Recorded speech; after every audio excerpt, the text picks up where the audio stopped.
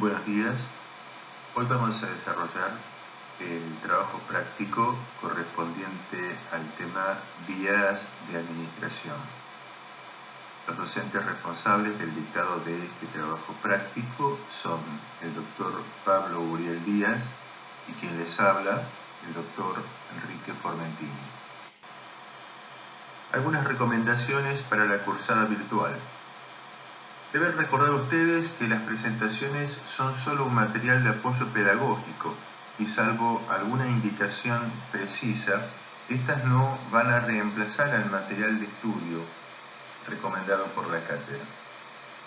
De manera que este material es concebido como un recurso adicional que acompaña a la lectura y comprensión del material de estudio recomendado por la cátedra, que es el libro de farmacología veterinaria. Este tema se va a encontrar desarrollado en el capítulo 9, en las páginas 117 a 126. Este es un tema que no presenta mayores dificultades para ser comprendido y estudiado desde este material de estudio. De manera que vamos a explicar en detalle solo aquellos puntos que pueden representar alguna dificultad para su comprensión, mientras que aquellos puntos que realmente no merezcan extenderse porque son fácilmente comprensibles, solo los vamos a limitar a describir la clasificación y nombrarlos. Quizás el aporte más importante que tenga esta presentación virtual son las filmaciones de distintas vías de administración en distintas especies, ya que, aunque este es un trabajo práctico, por razones de espacio, por razones de lugar y por razones éticas, no podemos realizar el práctico con animales. Entonces vamos a introducir en este material multimedia distintas filmaciones para que ustedes puedan apreciar las distintas vías de administración en los animales domésticos.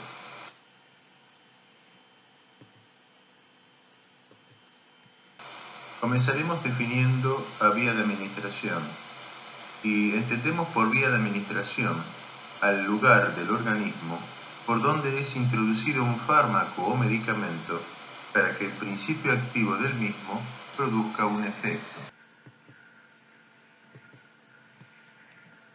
Hay determinados factores que van a influir en la elección de la vía de administración que vamos a utilizar. Y esos factores están asociados al animal, al fármaco, a la respuesta deseada o esperada y a la ruta metabólica del principio activo.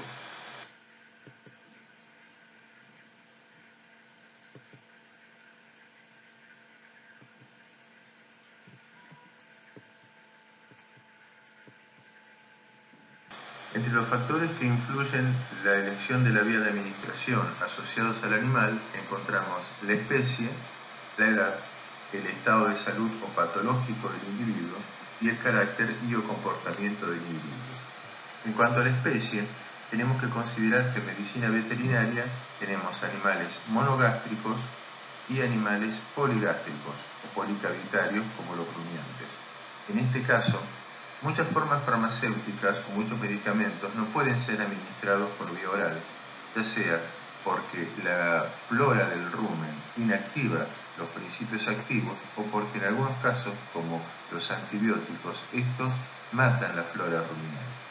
En cuanto a la edad, hay que considerar que los animales muy pequeños, de pocos días de vida, como por ejemplo perritos o cachorritos o gatitos, la vía de administración intravenosa es muy difícil de realizar. En cuanto al estado de salud o patológico, hay que considerar lo siguiente. Un animal que está padeciendo vómitos es un animal en el cual la vía oral está contraindicada, porque el medicamento va a ser devuelto al exterior. Lo mismo ocurre en el caso de pacientes que están sufriendo crisis epilépticas, en donde la administración intravenosa, justamente por los temblores o las convulsiones, es muy difícil de realizar. Y también en el caso de un shock circulatorio o hemorragia, la vía de administración oral o de absorción en intestino delgado, músculo, tejido subcutáneo es muy escasa. En cuanto al carácter y al comportamiento, hay que tener en cuenta que los animales que son indóciles o muy agresivos son muy difíciles de medicar por vía oral.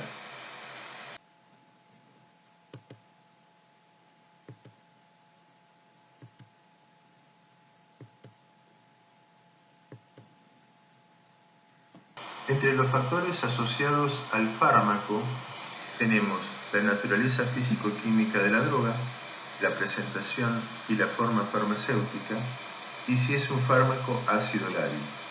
Con respecto a la naturaleza físico-química de la droga, nosotros tenemos que tener en cuenta las propiedades de los fármacos. Si un fármaco, por ejemplo, es insoluble en agua y está disponible como solución oleosa o suspensión, puede inyectarse en forma intramuscular, pero nunca por vía intravenosa debido al riesgo de embolia. En cuanto a la presentación y la forma farmacéutica, hay distintas formas farmacéuticas que presentan vías de administración exclusivas. Por ejemplo, los colirios, que se utilizan solamente para ser administrados por vía oftálmica, o los supositorios, que pueden ser utilizados únicamente por vía rectal. En cuanto a si un medicamento es ácido lábil, estos medicamentos no pueden ser administrados nunca por vía oral, porque serían inactivados por la acidez del jugo gástrico. Por lo tanto, su vía de administración alternativa sería la administración parenteral, intramuscular, subcutánea o intravenosa.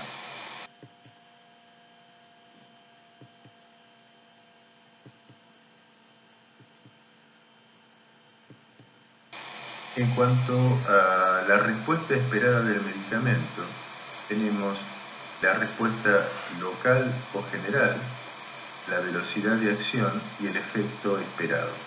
Por ejemplo, los medicamentos pueden tener acción local o general o acción sistémica.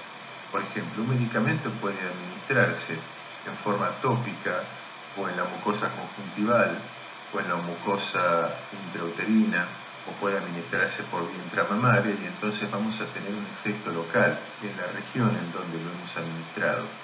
Mientras que si usamos la vía oral, la vía intramuscular o la vía intravenosa, lo que vamos a lograr es que el medicamento ingrese a la circulación general y así tener un efecto sistémico.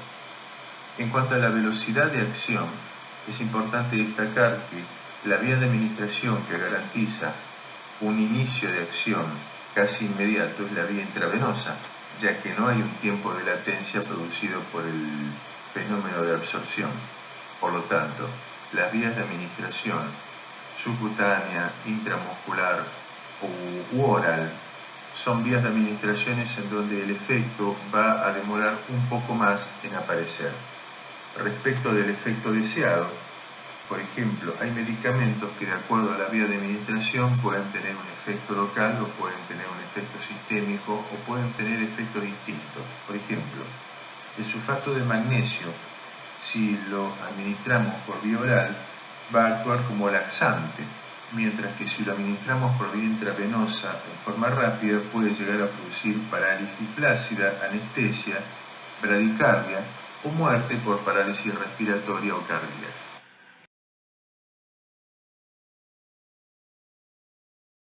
En cuanto a la ruta metabólica de la droga, hay que considerar que muchos medicamentos sufren efecto del primer pasaje. Esto significa que cuando muchos medicamentos son administrados por vía oral, cuando estos son absorbidos y deben ingresar a la circulación general, en primer lugar deben atravesar el hígado porque son conducidos a él a través de la vena porta. Por lo tanto, en ese primer pasaje o hígado hay una reducción de la fracción biodisponible. En el caso de que haya medicamentos que presentan un efecto de primer pasaje muy marcado, las vías de administración alternativas como la intravenosa, la subcutánea o la intramuscular son de elección. Bien, ahora vamos a pasar a la clasificación de las vías de administración. Las vías de administración presentan o son agrupadas en dos categorías bien marcadas. Tenemos las vías enterales, que corresponden a todas aquellas vías de administración que involucran al aparato digestivo, y las vías parenterales, que son justamente las que no involucran al aparato digestivo.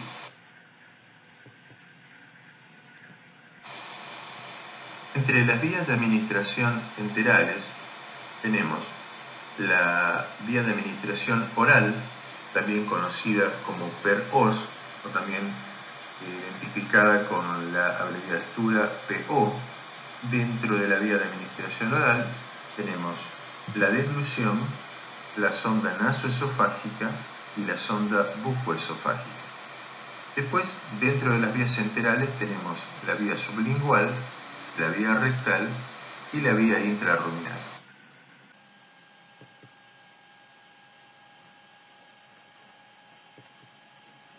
En la vía de administración de deglución tenemos que podemos administrar por esta vía formas farmacéuticas sólidas, semisólidas y líquidas. Hay que tener presente que para utilizar esta vía de administración vamos a necesitar contar en cierta medida con la colaboración del paciente. De esta manera, esta vía de administración no la podemos utilizar si el paciente es muy agresivo, porque si no nos va a dañar a nosotros. En el caso de caninos y felinos, esta vía de administración puede realizarse administrando, por ejemplo, un comprimido directamente en la base de la lengua del animal para facilitar su posterior dilución. Si son formas farmacéuticas líquidas, pueden utilizarse cucharas o jeringas.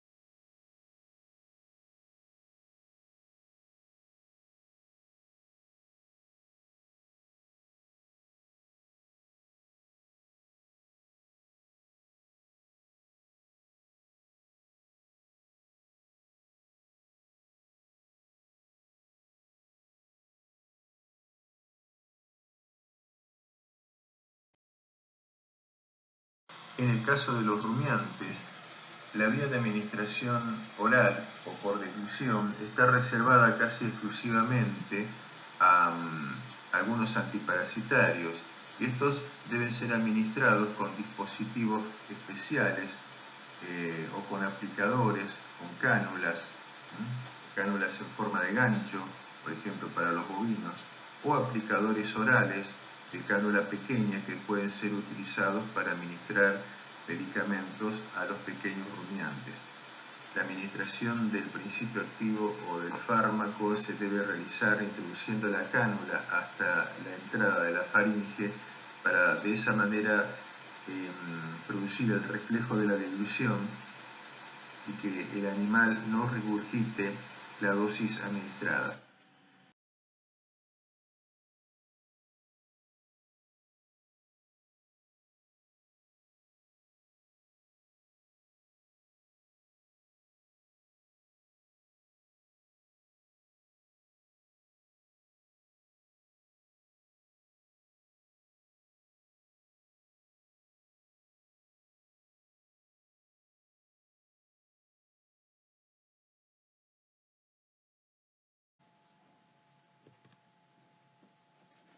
También en bovinos, una variante de la vía de administración por deglución es la administración de un bolo intrarruminal. Ese tema ya lo desarrollamos en forma farmacéutica. Aquí consiste en introducir el dispositivo llamado lanzabolos hasta atravesar, digamos, la región de la epiglotis y de esa manera poder depositar el bolo directamente a la entrada del esófago.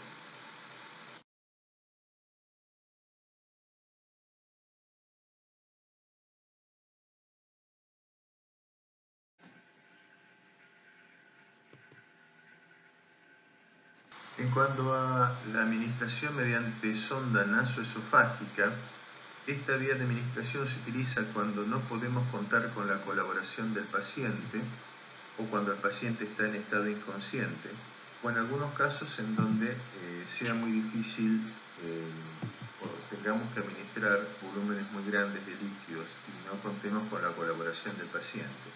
Esta vía de administración puede usarse en todas las especies. Aquí hacemos referencia a la sonda nasoesofágica en equinos porque se utiliza esta vía de administración del sondaje porque sería imposible realizar el sondeo por vía bucal, porque la longitud del paladar blando del equino impediría que pudiésemos introducir la sonda directamente en el esófago. Una precaución que hay que tener en cuenta cuando se coloca la sonda en la cavidad nasal es evitar el divertículo nasal, que es un saco ciego que se encuentra en la nariz del animal y que si hacemos mucha presión podemos producir la lastimadura del mismo. Esta vía de administración tiene la ventaja de que podemos administrar volúmenes de fluidos muy grandes o se puede, en el caso de animales que estén inconscientes o animales recién nacidos, poder administrar por goteo alimento en el tubo digestivo.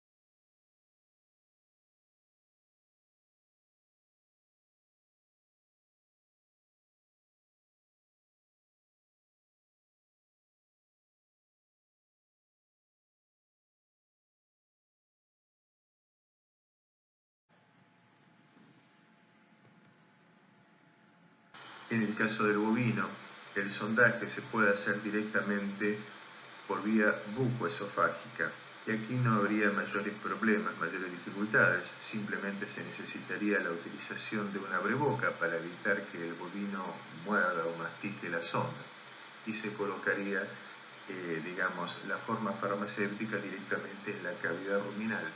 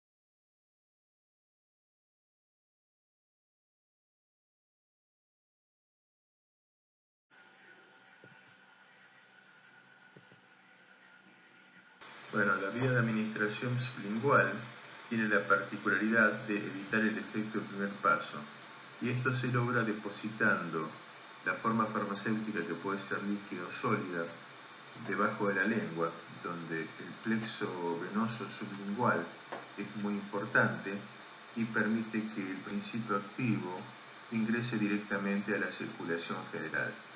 Tiene el inconveniente que necesitamos la colaboración del paciente y eso en medicina veterinaria es muy difícil lograr porque el animal va a tener el reflejo de la dilución y entonces va a tragar la forma farmacéutica. Pero en algunas excepciones puede ser utilizado, por ejemplo, en animales que estén en estado de inconsciencia, como por ejemplo bajo el efecto de una anestesia, para poder administrar fármacos o que tengan acción estimulante respiratoria, como por ejemplo, o animales que tengan cierta depresión respiratoria, como los animales neonatos. Un cachorrito, un gatito que recién ha nacido puede instilarse debajo de la lengua unas gotitas de estimulante respiratorio para que de esa manera la absorción sea rápida, ya que no tenemos la posibilidad de utilizar la vía intravenosa. Por vía rectal se pueden administrar medicamentos sólidos o líquidos. En cuanto a los líquidos, tendríamos las formas farmacéuticas conocidas como enemas. En cuanto a las formas sólidas, se conocen los supositorios. La vía rectal tendría la ventaja de evitar el efecto del primer pasaje, sobre todo porque el plexo hemorroidal posterior evitaría que el medicamento tuviese un primer pasaje por hígado, pero eso no ocurriría con el plexo hemorroidal anterior, de manera que el efecto de evitar el efecto del primer pasaje no es un efecto que ocurre en el 100% de los casos. Una vía de administración enteral que merece especial descripción en medicina veterinaria es la vía intrarruminal, que aunque hay que producir extracción de tejidos, es decir, hay que atravesar piel, subcutáneo, fascia, músculo, peritoneo y la pared del rumen, la administración se hace directamente dentro de la cavidad ruminal.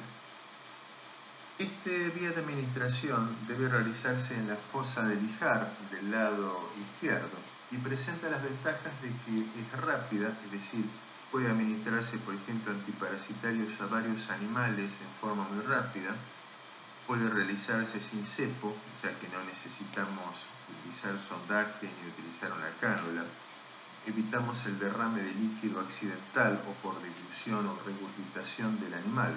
Para esta administración se utilizan dispositivos especiales como los inyectores automáticos. Algunos son con aguja oculta y otros son sin aguja oculta. Con un poco de entrenamiento, esta vía de administración es una alternativa cuando necesitamos realizar la administración de antiparasitarios a un gran número de animales en poco tiempo.